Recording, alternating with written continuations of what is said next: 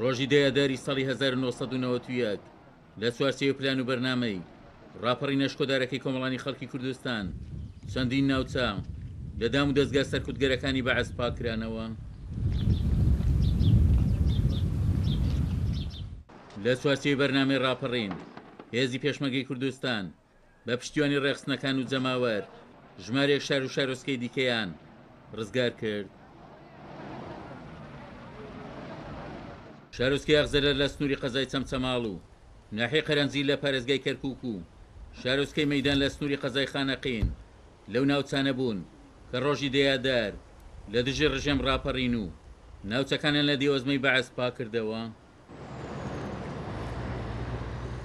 ڕزگاکردنی شارۆچکەیەکی وە قەرەهەنجیر لەو ڕۆژەدا کە نزیکترین شوێن بوو لە ناوەندی شاری کەرکووکەوە کاریگەری زۆری بۆ سەر وڕێ ڕێخستنەکان و جەماوەری کەرکووک دروست کرد.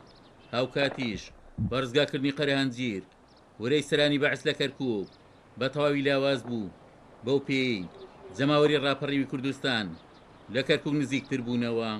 عومەر غەریب، کورسات نیوز، قەرەهەنجیر.